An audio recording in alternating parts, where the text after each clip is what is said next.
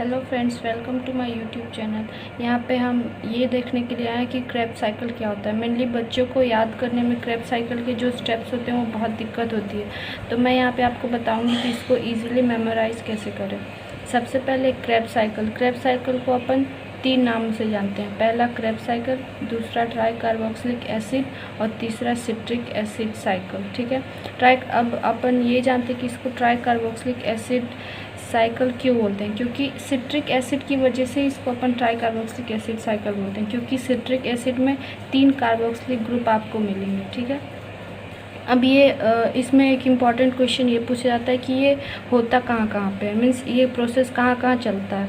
तो पहला यूकैरियोट में अगर पूछे तो माइटोकॉन्ड्रियल मैट्रिक्स में चलता है, और दूसरा अगर आपसे प्रोकैरियोट पूछे तो एरोबिक प्रोकैरियोट में ही ये प्रोसेस होता है और वो साइटोप्लाज्म में होता है। ठीक है।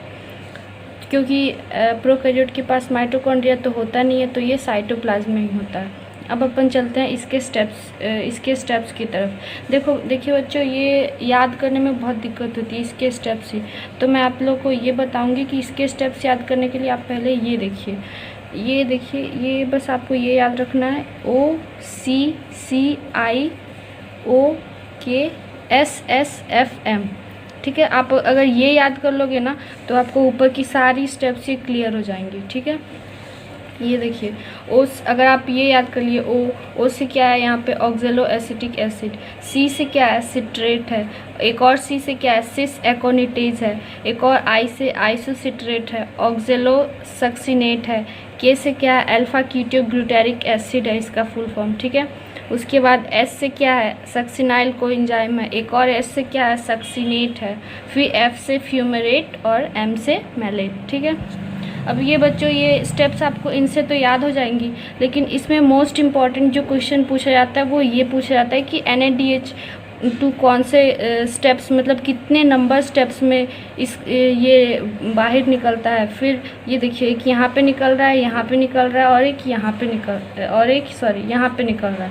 तो ये कौन कौन से स्टेप्स हैं, ये 4th स्टेप्स है, और ये 6 स्टेप्स है, और ये 10th स्टेप है। तो आपको ये याद करने के लिए एक सिंपल सा ये मेथड आप देखना कि ये देखो, अब मैं पेन यूज़ कर लेती हूँ। ये देखो, ये 4th स्टेप में एक निकला, ठीक है, और 6 स्टेप में निकला, तो ये प्लस करके कितना हो गया 10। तो NADH2 के लिए आप ये याद रखो कि 4th स्टेप, 6 स्टेप और 10th स्टेप में NADH2 रिलीज होता है। ठीक है। और एक ये इम्पॉर्टेंट नीट में पूछा जाता है कि FADH2 कहाँ रिलीज होता है, तो एक ये याद रखना 8th रिएक्शन में FADH2 रिलीज होता है। ठीक है। और ये एक GDP जो होता है बच्चों, ये बहुत सारे लोग कंफ्यूज होते हैं कि GDP क्या होता है। बच्चों GDP इसकी जो एनर्जी होती है वो 2 ATP के बराबर होती है। ठीक है। और ये 7th रिएक्शन है, इसको अपन SLP बोलते हैं, मीन्स सबस्ट्रेट लेवल प्रोडक्ट। ठीक है। ये एक क्वेश्चन पूछा जाता है, तो अपन याद रखेंगे इसको। तो GDP किस रिएक्शन में रिलीज होती है, तो 7th, ये आपको याद करने पड़ेगा बच्चों।